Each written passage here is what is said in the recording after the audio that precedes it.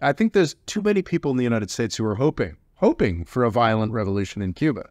I don't think there'd have to be a violent revolution. I think that to understand geopolitics, you must have the freedom to be honest. The More Freedom Foundation podcast. Hello, Rob. How have you been? not bad, Rory. How are things going with you? Yeah, things are okay. Have you been working on much this week? Yes, I'm very pleased because I've finally been making some progress on a long-promised book that I've been writing. It's called American Empire, The First 100 Years. I really love Avoiding the British Empire, the last book that I wrote, but heard from a few people that it was a little bit too long and a little unclear. So what I'm writing now is just a decade account of the U.S. empire, what it's been up to, what it's been doing. I would argue that the U.S. became the most powerful country in the world in the spring of 1917, when the British basically ran out of money to fight World War I, and the U.S. stepped in to keep them going. So I think I'm just writing. I'm actually finally making progress on the book, and it feels pretty good. Don't know when it'll be coming out. I'm hoping this fall, but it's progress is being made, and it feels good. Do you think the book will be out before sanctions are lifted on Cuba? Yes. I think the answer to that, unfortunately, is yes. I am kind of optimistic if Biden wins. That's a big if. Or some other Democrat. Some other Democrat wins. In 2024, I do have a hope that, especially if Florida goes redder, I have They're sort of gerrymandering themselves, it seems, with Florida. Yeah. But I have hopes that possibly there'd be some progress on the embargo. I don't think it'd be done away with entirely, but I think a Democratic president does have some levers that they can pull to make the U.S.-Cuban relationship a bit better. And yes, that is a great segue, Ray, because today we are talking about Cuba.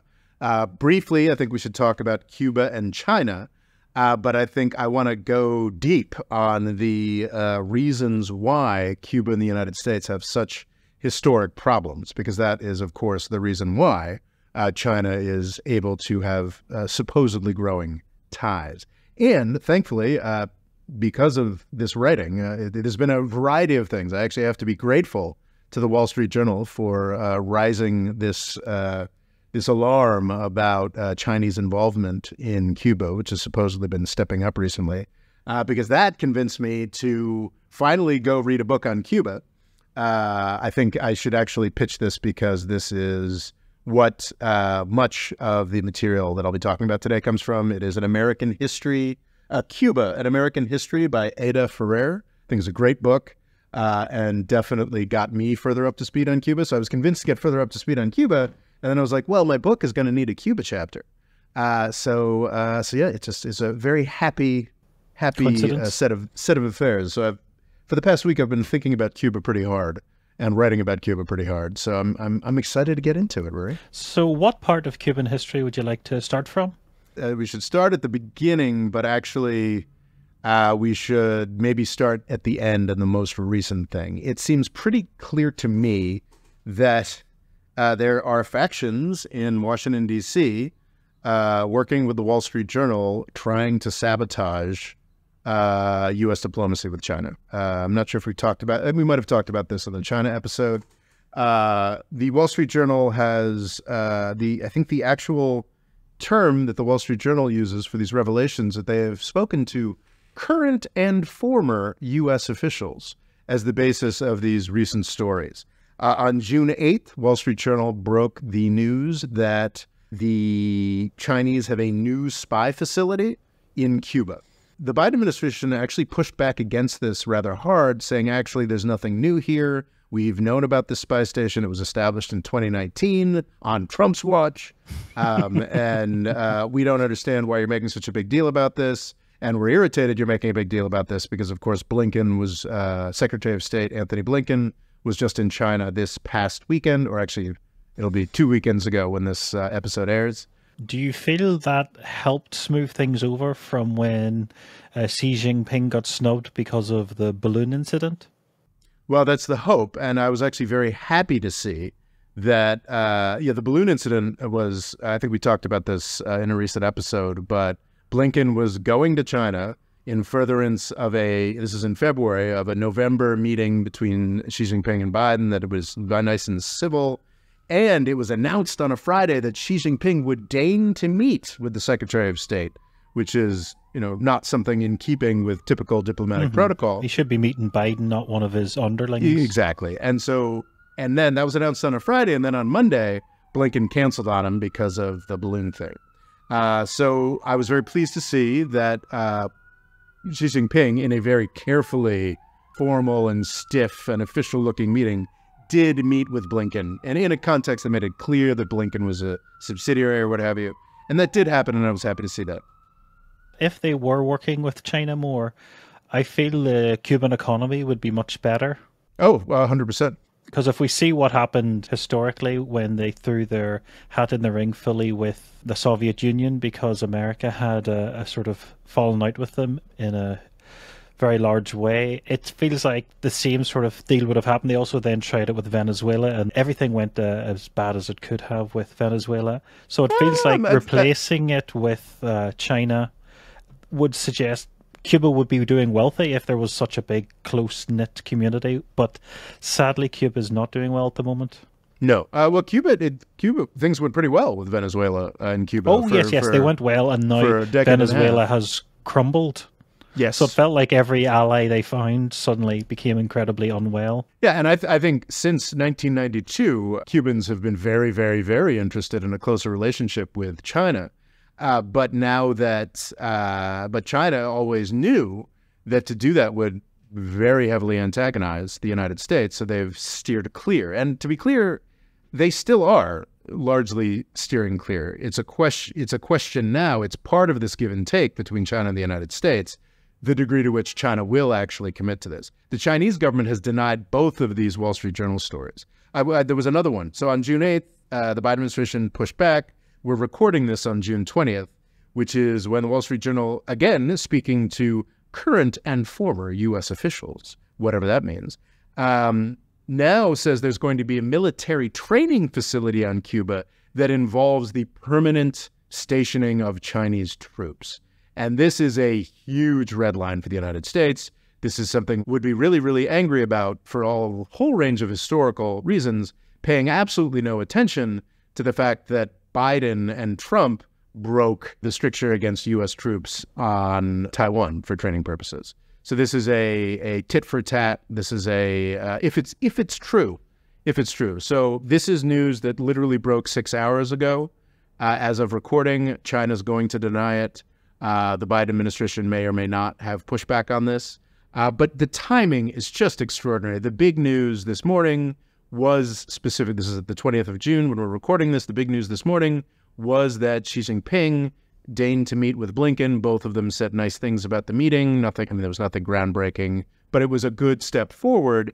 And the Wall Street Journal is putting out this story to kill the positive aspects of this meeting. Quite frankly, in political, the timing is not coincidental in my mind. All good-thinking people have contempt for the Wall Street Journal's opinion page.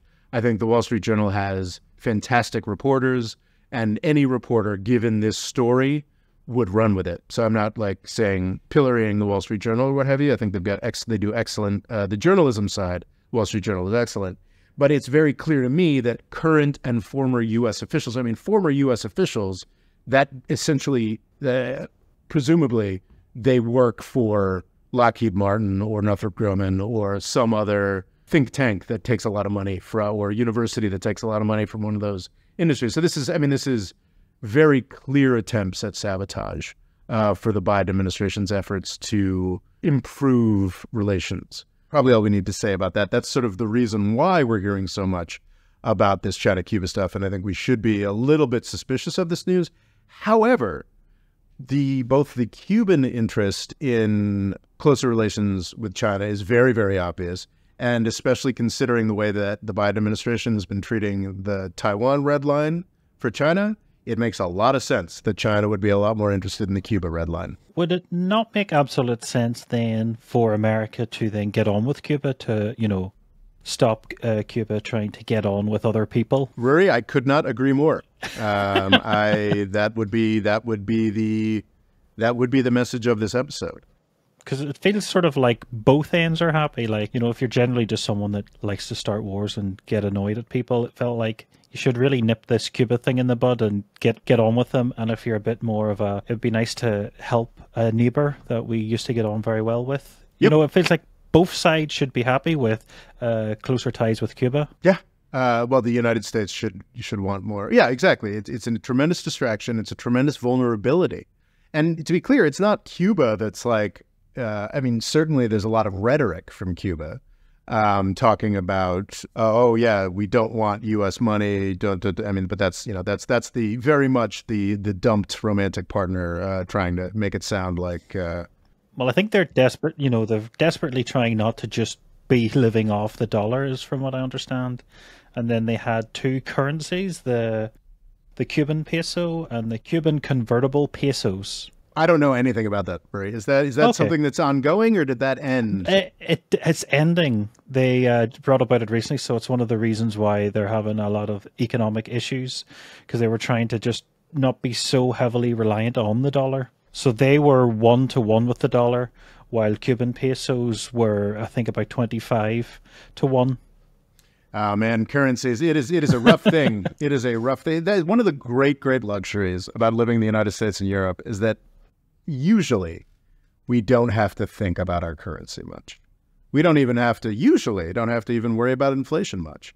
And the incredible difficulty of living in a place that is targeted by U.S. sanctions, it's like... I heard something that Venezuela's inflation was like 1,000,000%. Gosh. It was just something ridiculous I couldn't really comprehend. But yeah, so 10% doesn't seem too bad compared to that. I mean, imagine living in a society or an economy where you just did not know what anything cost from day to day. It sounds horrific to me. We're very lucky to live where we do. I think we've got the preliminaries out of the way. I think it makes sense to go back to the beginning and talk about Cuban and U.S. relations. And I think there's just really fundamental misunderstandings here. Absolutely, U.S.-Cuban problems are about overly powerful Cuban refugees in Florida, for sure. But it's much deeper than that. There's just a really fundamental mismatch between the aspirations and expectations of these two countries that has been going on, frankly, for centuries. Cuba became formally independent from Spain in 1898.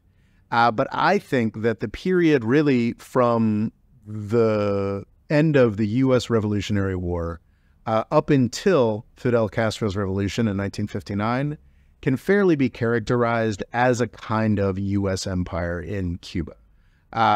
Towards the beginning of that, obviously nowhere near as powerful. In the early 1800s, the United States in some ways was less economically significant than Cuba. But by the middle and certainly by the end of the 19th century, the economic penetration of Cuba by the United States was already massive and growing. This book, which I highly recommend, again, Edith Ferrer, she talks about how in the 1850s, the U.S. vice president was sworn in Cuba, and she makes much of that. But it's just a sign of just how close the relationship was. Every founding father, not every founding father, but and most U.S. politicians assumed that Cuba was a natural, eventual, inevitable part of the United States of America. That is just the baseline assumption of almost every 19th century U.S. politician. She talks about how Franklin Pierce came to power explicitly promising that we'd take Cuba. It just didn't work out. Honestly, the main reason the United States didn't invade and annex Cuba was because Northern politicians in the run-up to the Civil War didn't want it because they didn't want another slave state. And that's a really key thing to remember. And very strangely, in the Spanish-American War, we didn't take Cuba because we sort of argued ourselves out of it in kind of a strange way. In the aftermath of the Spanish-American War, we took Puerto Rico, we took Guam, and we took the Philippines as official U.S. territory. The problem was that part of the way we convinced ourselves to fight against the Spanish was because the Spanish were so mercilessly crushing a heroic Cuban movement for independence. So it's this very strange thing, whereas certainly in the 1890s, most Americans wanted Cuba to be part of the United States, but to motivate the public that might not have necessarily wanted a war, to get to a war, we had to talk about the heroic Cuban independence movement. So weirdly, even though we absolutely screwed that Cuban independence movement at every level, we couldn't go that extra step and annex it the way that we had annexed the Puerto Rico, Guam, and the Philippines during the aftermath of the exact same war. But also part of the reason we didn't annex it is because I think the judgment is we just didn't have to, frankly, because we were already so intertwined and so in control of that place. And I think that's that fundamental misunderstanding. Reading about the Cuban Missile Crisis or just before the crisis, the reactions to Castro's revolution is like, they're so ungrateful.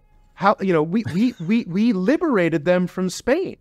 They're so ungrateful. We given them privileged access to the U.S. market. The U.S. purchased Cuban sugar, massive amounts of Cuban sugar on preferential terms, for the first half of the 20th century. We've done so much for them. How dare they betray us like this?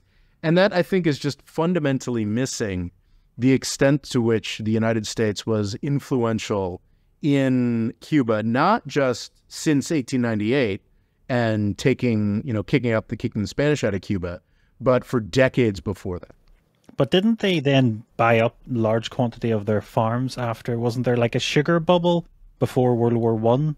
And Cuba kind of thought, oh, this is going to be the normal price for sugar, but it only lasted a year. So when a lot of those farmers collapsed, America just says, we'll buy them all. So in a literal sense, America did physically own a lot of Cuba.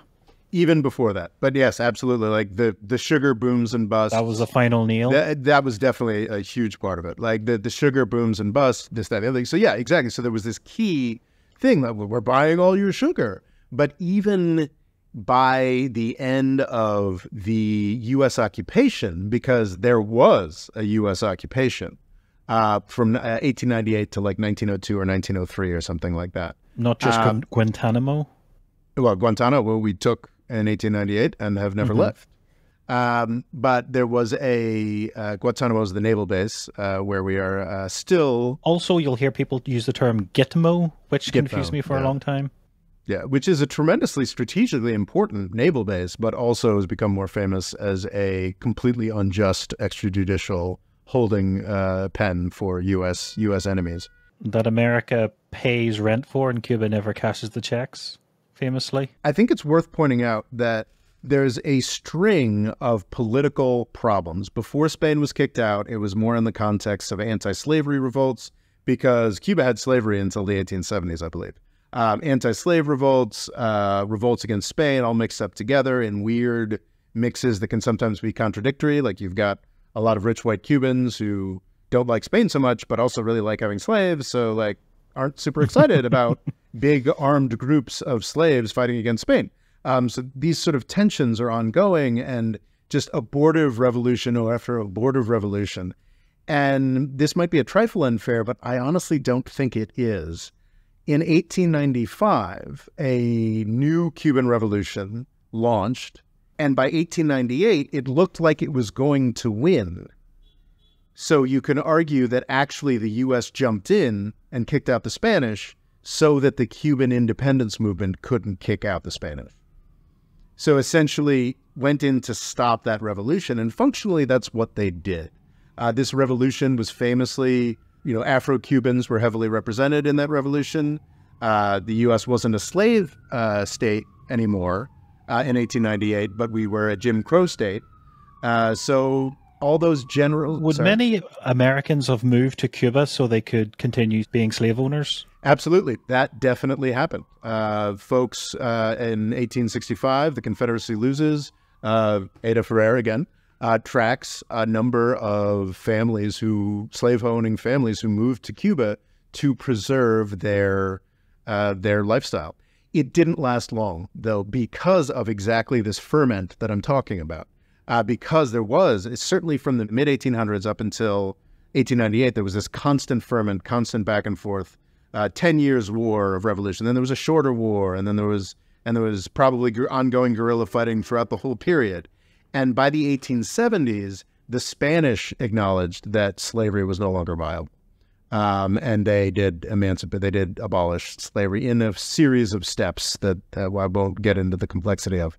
Briefly, yes, there were Confederate families who moved down to keep owning slaves in the South, and in some cases brought their slaves with them. But within a decade or 2 decades at the longest, they sort of realized they couldn't do that there either, and most of them moved back to the United States. But that was absolutely a factor.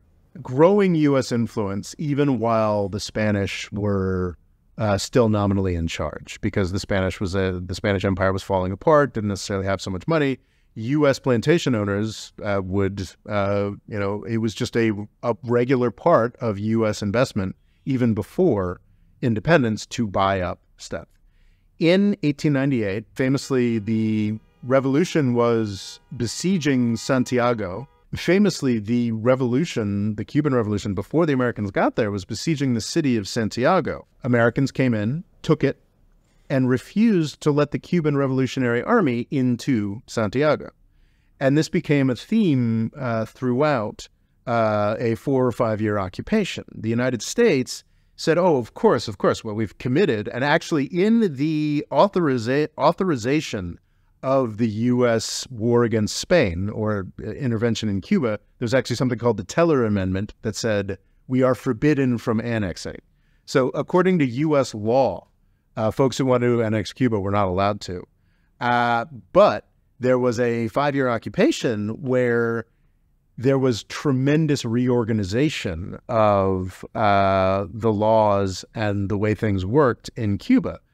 There was a lot of landowning out in eastern Cuba that was still done in like a interesting mix of approach to land that was communal ownership in some degrees, this, that, and the other thing. Or you could say it like the commons, like feudalism. To some degree, I don't have detailed knowledge of this, but yeah, I think that analogous to that, the U.S.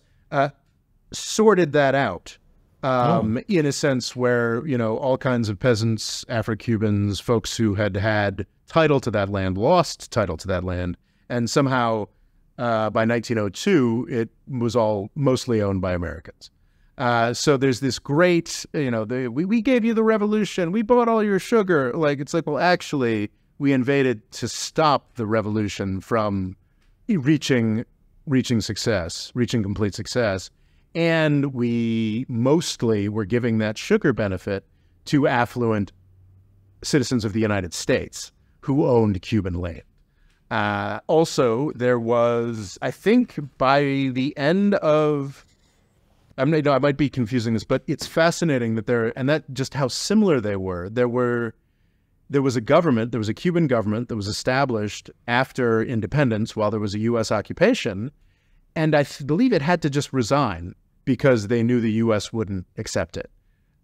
So the U.S. maintained a pretty strong veto of who would actually be in power in Cuba. Famously, this did end in the 1930s, but in the initial Cuban Constitution, before we would leave, we forced the Cubans to include what is known as the Platt Amendment. Platt, not a very Spanish, not a very Cuban name, Platt. That's not, no. The Platt Amendment to the Cuban Constitution that explicitly provided for U.S. military intervention if things got unstable in the judgment of the United States.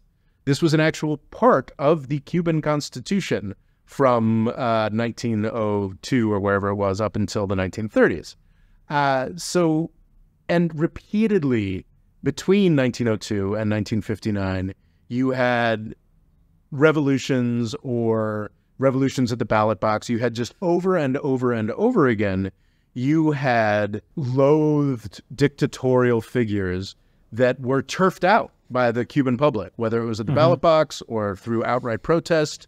Everyone, even in the United States, everyone was like, "Oh, these people are miserable. They're terrible."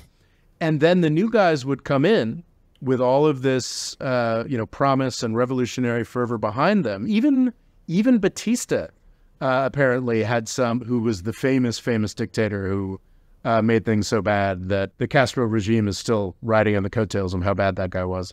Even he had some initial positive things initially, but any person who came into power in Cuba in that period after independence up until Castro would inevitably have to make so many accommodations to U.S. interest, U.S. land interest, U.S. foreign policy that they became useless and completely hated by the Cuban population. Yeah. And I see a real affinity between that same process of this really consistent Cuban elite from the 1700s until 1960 or thereabouts that would constantly be working with either the Spanish authorities or the American authorities to make certain that they didn't lose their privileges and that the privileges of the outside hegemon, first the Spanish, then the United States, were not impacted. So I think it's really reading this book, diving in on this, it really is consistent with me to looking at what the United States was up to in Cuba from the founding of the United States up until the early 1960s as a pretty straightforward version of U.S. empire. And that explains so much more about the just strangeness of U.S.-Cuban relations than anything else I've been exposed to before. Am I right in the fact that it was America that fully pushed Cuba into communism? Because apparently Fidel Castro was hiding his true intentions, and they kind of ran as a sort of faux socialist-y kind of thing until the Cuban Missile Crisis, and only then did they confirm, yes, we're as full communist as the Soviets. I think it was the Bay of Pigs. I think it was... So it's important to remember that the United States invaded Cuba in 1961. This was... some argue that John F. Kennedy may have been killed because of his lack of support for this Bay of Pigs CIA program. I don't know if I'd go that far, but it is something that there's a theory on there's a multitude of reasons why Kennedy was killed. Yes, there are infinite theories. And who knows, maybe the Warren Commission had it right. That's definitely not a pack of worms I want to unpack today or ever, frankly. Castro, I think that's a really huge historical question.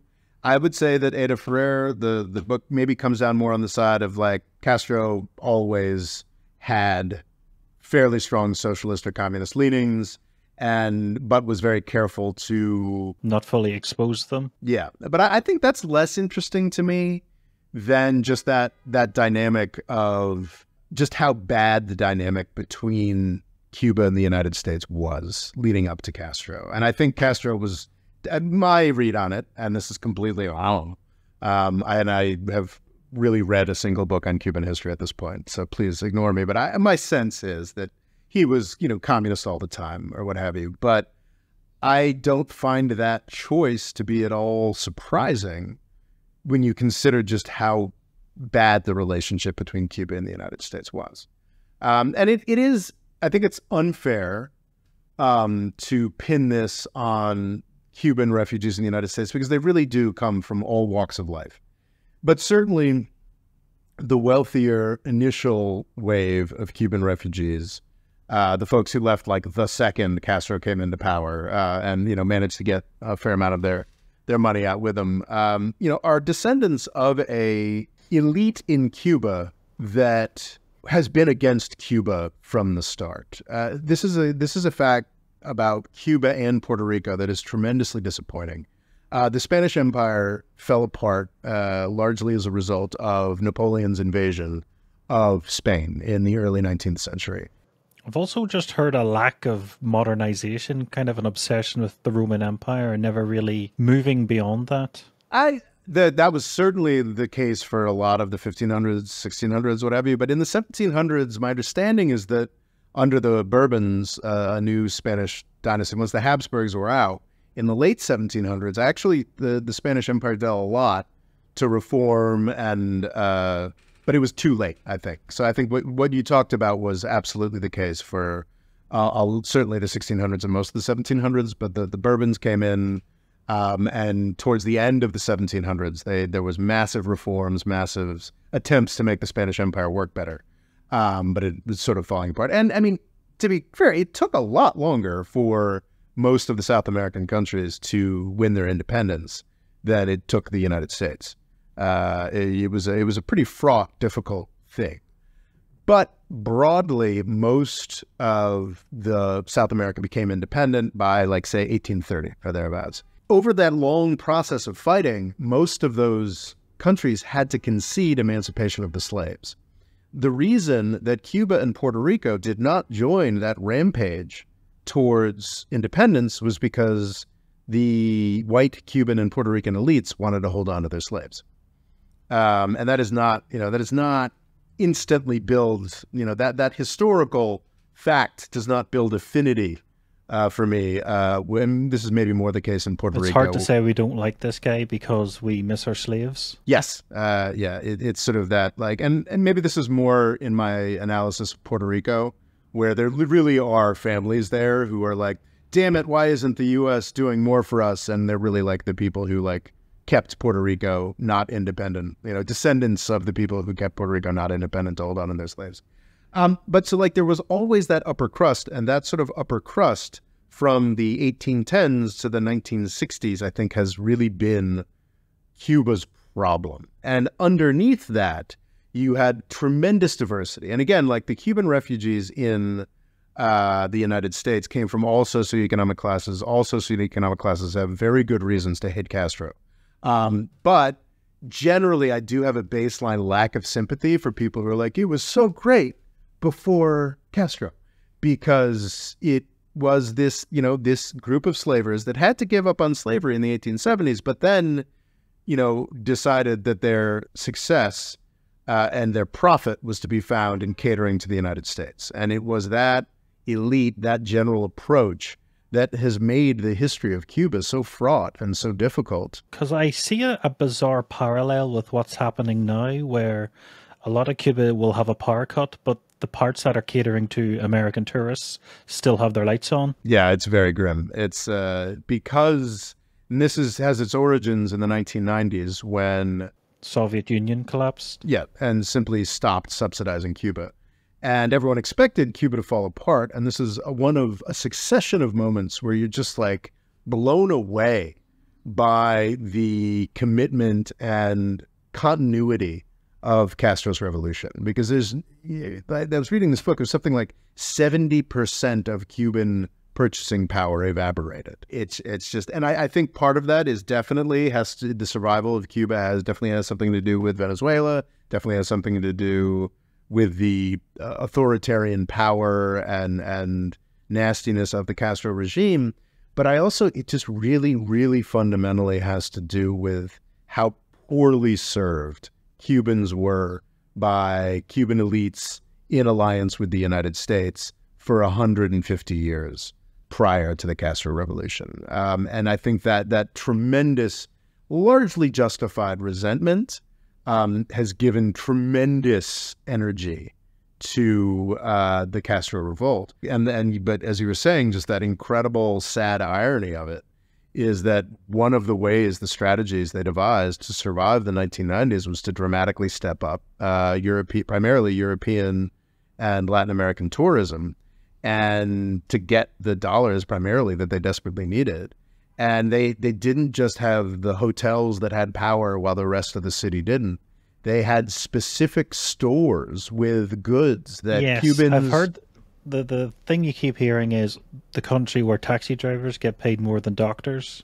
Yes. Because doctors is a government job, so you get paid pesos, which no other country wants. Yep. But the taxi drivers get paid in dollars, so they get to go to the dollar store, and it's, the prices stay as they are, and the shelves are always stocked, while doctors have to go to the normal store where it's not always a fair price or even there. So yeah, just tremendously grim,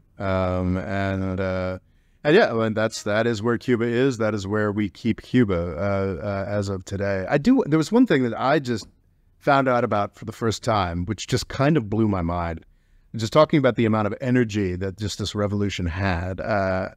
In the 1970s, Cuba had a full expeditionary army in Africa. Yeah, they were doing all sorts. And it did some terrible stuff, shoring up the Derg, which was a really nasty regime in Ethiopia. But they did some really, I'd always known, oh yeah, the Cubans were in Angola or whatnot. And maybe I'm being led astray by Ada Ferrer, but I don't think so. I did some further research into it. Basically, the Cuban expedition to Angola strikes me as like the most positive expeditionary military movement I've seen since World War II. Like, it's up there with D-Day. Like, it's just extraordinary. So essentially, South Africa. This is something else I didn't appreciate. Perhaps, as an American, I am really, really leery of looking into our decades of support for apartheid South Africa. But South Africa... And your apartheid at home as well. Well, yeah, I'm not a big fan of it. And it's not fun talking. Well, I mean, but in the U.S. now, we love talking about Jim Crow and how much further we've come or what have you. But even as those civil rights things were progressing in the United States was a firm supporter up through the Reagan administration of an evil white supremacist government in South Africa. What I had not fully recognized is that they also had control of Namibia, which was called Southwest Africa or something at that point, up until the 1990s. And in the 1970s, after a leftist group had sort of taken power after the Portuguese left Angola, they invaded Angola. And most assumed, and the United States was quite content, to allow the South Africans to also take another African country to impose their gross white supremacist ideology on. This is in the 1970s, until Castro stopped them with an expeditionary force from Cuba. It's just stunning to me that this country... It is incredible. Yeah, that this country of 11 million, apparently upwards of 500,000 Cubans over a 10, 15-year period, spent some time in Angola fighting a long-term war against South Africa and its proxies. And at the end of this war, which included apparently the large, I think it's the Quito Carnavale or something, is the battle, which was seen as the most intense battle in Africa since World War II. At the end of that battle, South Africa had to go to the negotiating table, where they not only gave up their aspirations in Angola, actually gave up Namibia, which they'd held since World War I. And then 2 or 3 years later, the apartheid regime fell entirely. And I was like, that is a just heroic, amazing thing that the Cubans did. And the Cuban regime is gross and anti-freedom, and I would love it if it fell very shortly. But just the Angola experience is just a testimony to the energy and power unleashed by the level of anti-imperial resentment that the United States had managed to build in Cuba. And I think that's absolutely fascinating. And I didn't really appreciate it. So my analysis, one of the things that I want to say in this book, American Empire, The First 100 Years, one of the things I want to point out that I think is clever anyway, is that I kind of think the Cold War ended in the 1950s. Like, I think that the Soviet Union really ran out of gas. They had proven themselves in their invasion of Hungary, to be contrasted with the U.S.'s very positive anti-imperial intervention in the Suez Crisis in the same year. The Soviets had sort of shown that they really weren't that anti-imperial. They were actually just their own... version of imperialism. Yeah, just a new version of the old evils. And really everything thereafter was mostly U.S. mistakes, somehow keeping this going. And yeah, one of the greatest mistakes was continuing to antagonize Cuba in the worst ways. While I do think that Castro was always kind of communist, there's no question that we played into his hands, and we created situations with the Bay of Pigs invasion, with the Cuban Missile Crisis, that which you could also call the Turkish Missile Crisis. Indeed. Because it sort of puts all the onus on Cuba when feels very reactionary on their behalf. Oh, yeah. Well, I think, and that's part of the way that I introduced it, is that Fidel Castro and Nikita Khrushchev didn't really understand the world they were living in.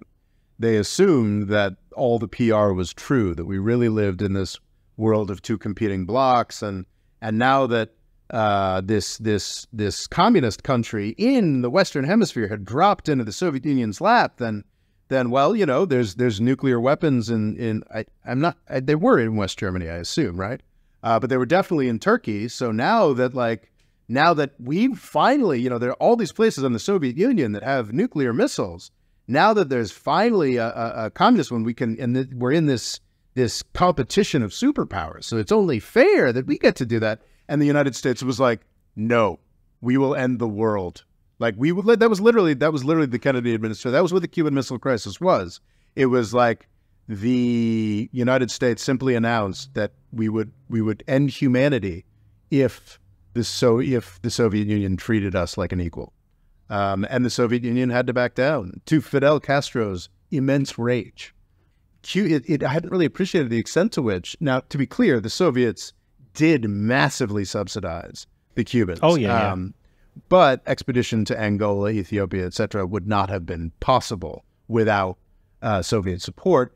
But like the Cuban, there's an interesting passage in this book where actually Henry Kissinger concedes after having seen like declassified stuff. He's like, yeah, we'd always sort of assumed that like the Cubans were like these tools of the Soviets, but actually looking into it, like, yeah, the Cubans were just kind of doing their own thing with their own foreign policy. Well, it's seen as sort of before when they got totally in bed with the Soviets, it was, you know, not the best people were in charge. It was generally friends and people that were mostly trusted instead of the most skilled. And then the Soviets seemed to give them a lot more technological advancement and, teach them how to run factories and stuff. But I think they did, once they got going and got taught how to do things right, were able to function on their own. But yes, they weren't necessarily a Soviet Union. They were their own unique thing. Yeah, their own unique thing. And I think they had a vigor and a revolutionary fervor that made the Cold War look a lot more active than it actually was by the 70s and 80s, in the 60s, 70s, and 80s.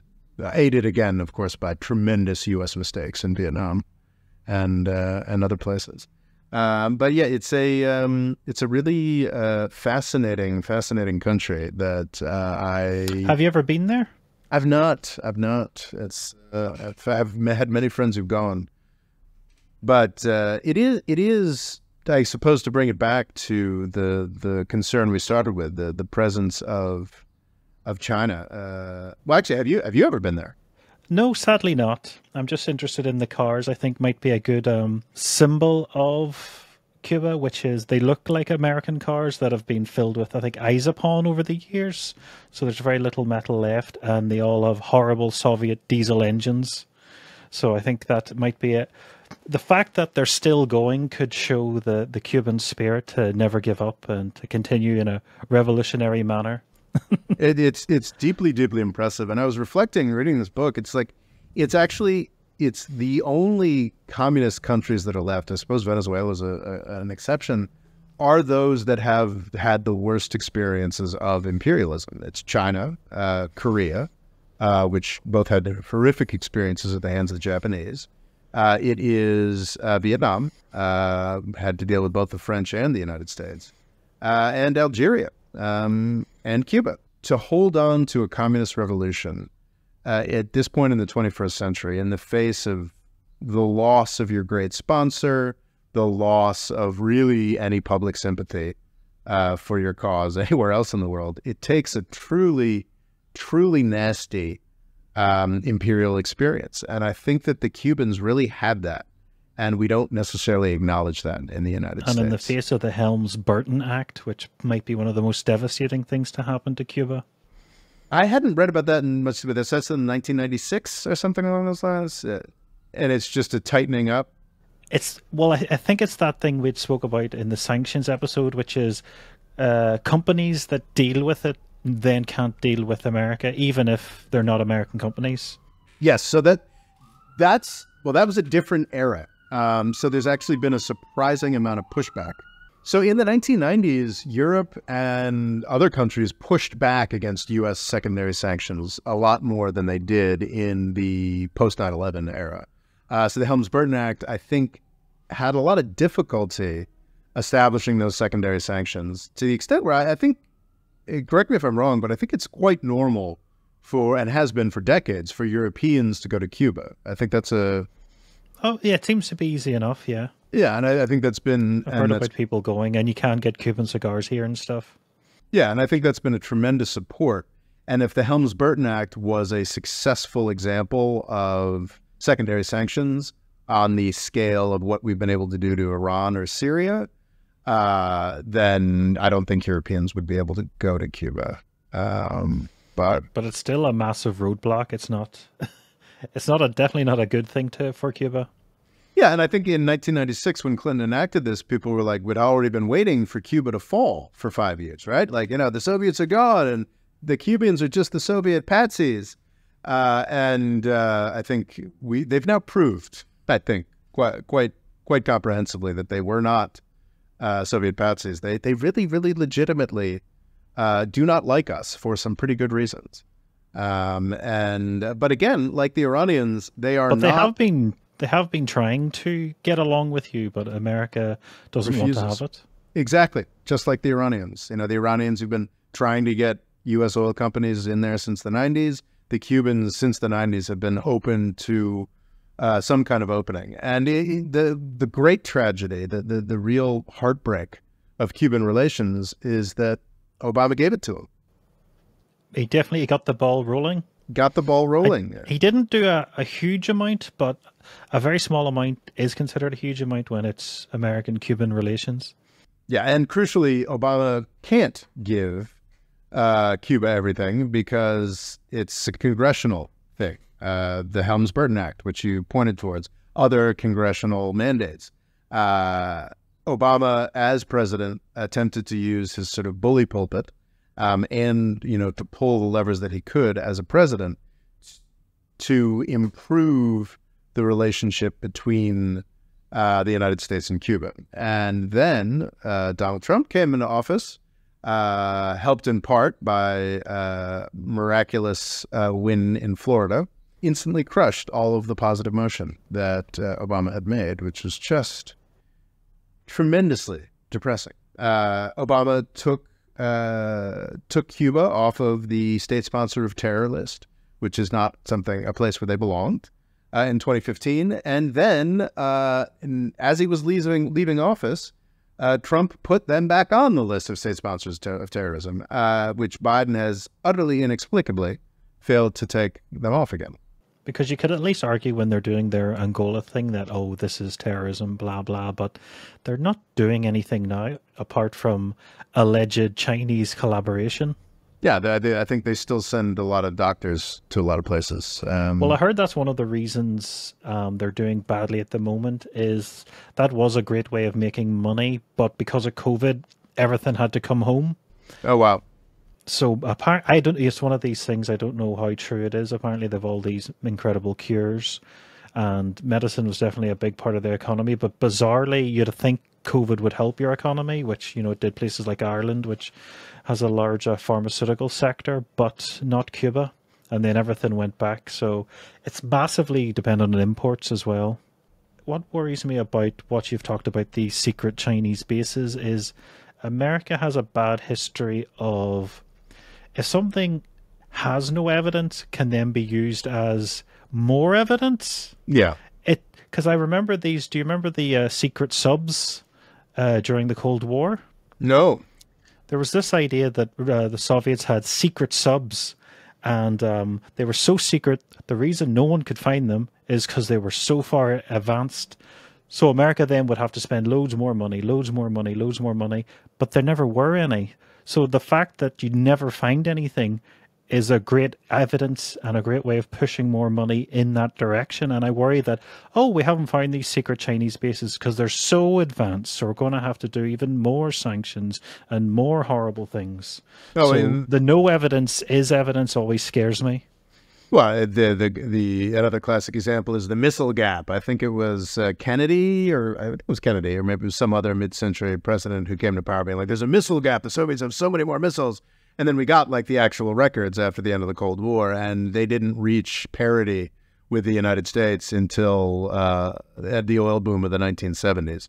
And they just never had those missiles. Saddam Hussein never had weapons of mass destruction. That's because they're still so well hidden. We haven't found them. That's true. That's true. Assad must have, or something like that. So yeah, no, that's a very real concern, and it's also a complete own goal. It's a complete. If the United States had continued with Obama's opening, and we didn't, we wouldn't even have had to have completely lifted the embargo. Just like really basic stuff.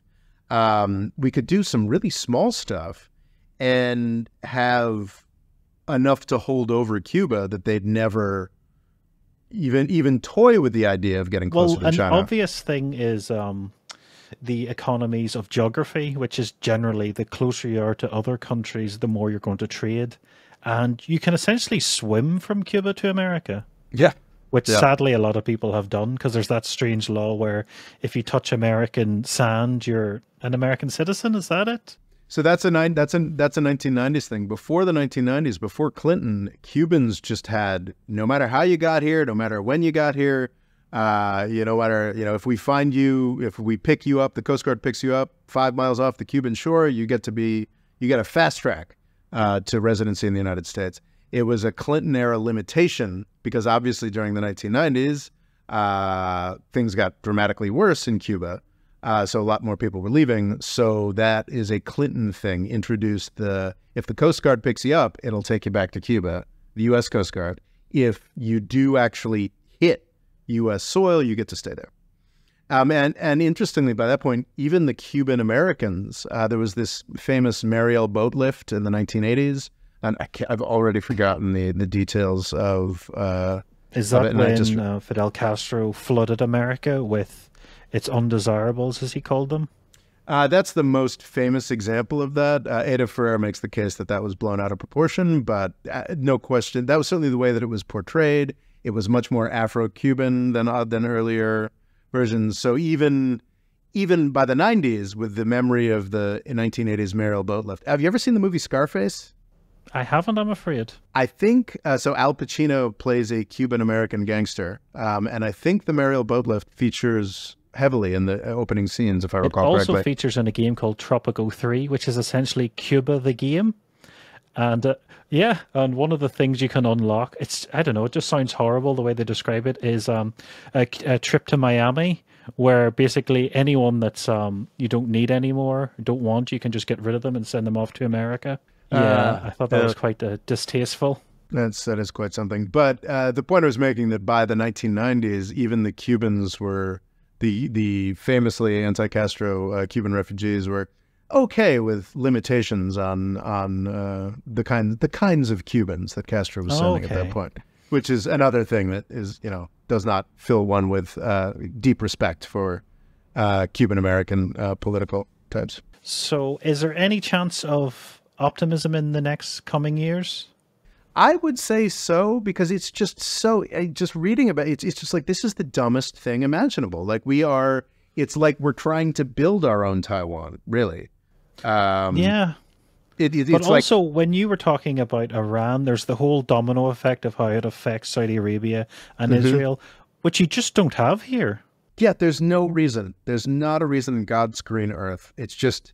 And it's interesting because Obama, despite rhetoric and way he's still looked upon by a lot of people, was not a transformational president in any way. But he's becoming, and I think he's becoming more and more critiqued for what a sort of establishment, kind of Reaganite he was. But in the case of Cuba, it was just, so blindingly obvious that this was a silly thing that we were maintaining here. And it really is, when I say we're building a new Taiwan, we're building a new Taiwan from the Chinese perspective. It's also how unpopular this is worldwide. The UN quite often votes against this, and it's 99% in favor of abolishing these sanctions. Yeah. It's just America and Israel that vote for them. and it's 70% of the 60 or 70% of the U.S. public would like to be able to buy Cuban cigars and go to Cuba on vacation. It's not great, you know. It's not just yourself. Yeah, I would love to do both of those things. But it is a absurdity that is Seems in like this very low-hanging fruit, but yet it's still kept it away. persists. Biden's cowardice on this is really inexplicable. I think he must think that he can still win Florida or something, because it's just, yeah, the fact, I think we've talked about this before in the China episode, the Mike Pompeo, Trump Secretary of State, last ditch, we're going to do these things because Biden's going to have to instantly reverse it. Put one of those sugar things in the petrol tank. Yeah, one of those things was adding Cuba to the terror list in 2021. And the Republicans assumed that Biden would instantly take them off, as he did with the Houthis, which was a very good thing, actors in Yemen.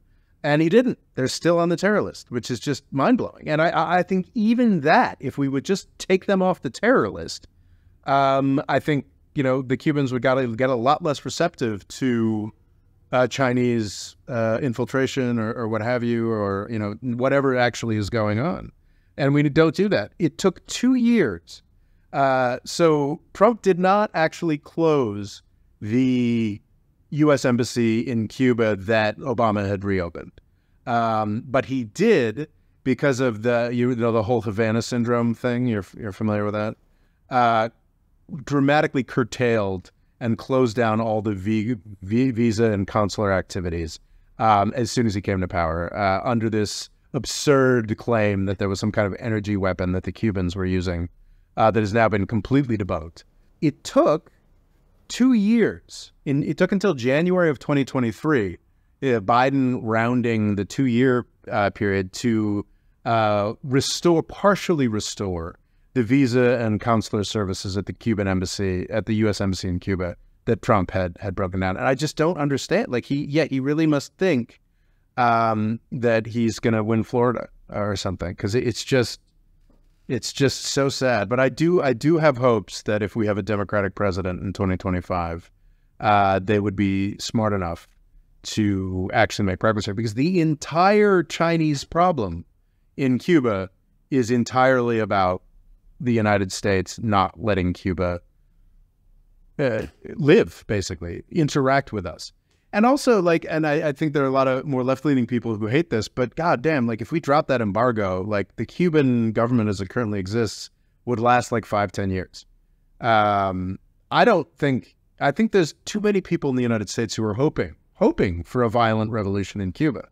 I don't think there'd have to be a violent revolution. I think that simply furthering the policies they've already put in place. Raul Castro did a bunch of liberalization and allowing people to own small businesses or maybe that's the current guy who did that. So Fidel was succeeded by his brother Raul, who was also in his 80s and is still alive, but has now ceded power to some guy who was born after the Cuban Revolution, I believe. But successively, they're making more and more tourism-focused, business-focused allowances and allowing it's roughly 10% of the economy at the moment, which also was massively hit by COVID.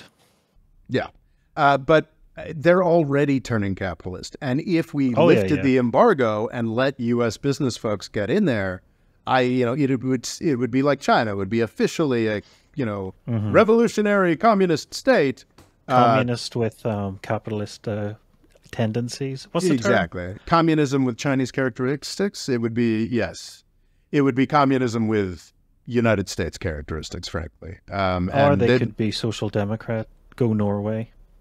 Sure. And I think that there's actually a surprising amount of leftist people who are kind of horrified by that prospect. The whole point was to be independent of the United States, but Cuba will never be. You can't be when you're within sight of America.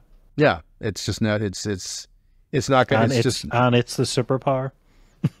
It's just not going to happen. And I do think it is entirely possible for Cuba to retain the incredible positive aspects. Their free healthcare, their the much higher level of equality that has been attained. Literacy as well. And it's kind of exciting to see. I mean, like it seems like a lot of the Republican Party is acting like it's 1945, 1952, and the Soviet legions are about to parachute into Kentucky or something. The worldwide communist revolution failed, and I think it'd actually be really interesting to see how this revolutionary government that has made real social progress interacted with the capital, and maybe they found like a new kind of version, like a new kind of Norway, like a new kind of actual. And I think the power and the vigor and the commitment that these folks have to their revolution, like maybe they could be like a sort of Latin American Scandinavia that would have like a lot of amazing lessons to teach everybody, and a positive effect on the Caribbean, the world, very like a lot of like positive things to teach the world. God knows the United States could use a few lessons. I don't think we need to be terrified of this communist bacteria anymore. It's just absurd. Like, do these people even know what communism or socialism is or was? Like, it's just like this boogeyman word that people use. And I don't think we should be afraid of what the interaction of American capitalism and the Cuban Revolution would be. I think it could possibly produce something glorious. And I think too many people in the United States, both in Cuban refugee communities and the broader military-industrial complex, are still so excited, salivating at the idea of a violent revolution or a violent invasion of Cuba. And we don't need to do that. We just need to drop the embargo, and it'll be naturally prosper. Infinitely more friendly than Vietnam within a decade. And Vietnam's pretty friendly to the United States now. We just need, you know what? It's fine. We can just say, we lost. That's great. Well done. We're impressed. Let's get to business. And or we can give China its own Taiwan off of our border. It's also the fact that it seems that this isn't true. These bases aren't true, but you might just give China an idea. That's absolutely it. No, so I actually don't doubt. I think that the Wall Street Journal and whatever military-industrial complex folks are collaborating to put out these stories. I think the timing is very suspect. I think the timing is malicious and meant to sabotage diplomacy between the U.S. and China. But I don't doubt for a second that China has a spy station. The Biden administration confirmed that China has a spy station. But I mean, they don't have soldiers and they're not training Cubans or anything. Well, so that's today's, in June 20th, the Wall Street Journal has a story out saying that, but I wouldn't be surprised if it wasn't. I mean, if you were given that whiplash that the Cuban government has been given from 2015 until 2023, like, in 2015, you take us off the terror list, you open the embassies, the president comes here, the first president to go to Cuba since Calvin Coolidge in the 1920s. Gives speeches, does this, that, and the other thing. This is good. We're working on it.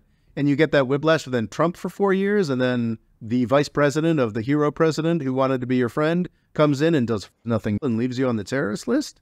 Yeah, I wouldn't be surprised at all if there's Cubans are talking to China about, and the appropriate response to the Cubans talking to China about a military training facility is to drop the effing embargo, to take them off the terror list, to let American capitalism get in there and do American capitalism stuff. Really hope we do that. I am terrified that we won't. So, yeah. Okay. Well, let's hope America does, and American-Cuban relations improve in the next coming years. That'd be nice. And I think it's very possible, right? Like, say, this does, we're trying to, this will be the second episode we end in on like optimistic possibilities. I do think it's very possible, and I would hope. But a lot hinges on a second term for the Democrats. Yes, a lot hinges on that, because I think who knows? Whatever Republican, possibly Donald Trump, that came into power could surprise, but I doubt it. I doubt it. Okay.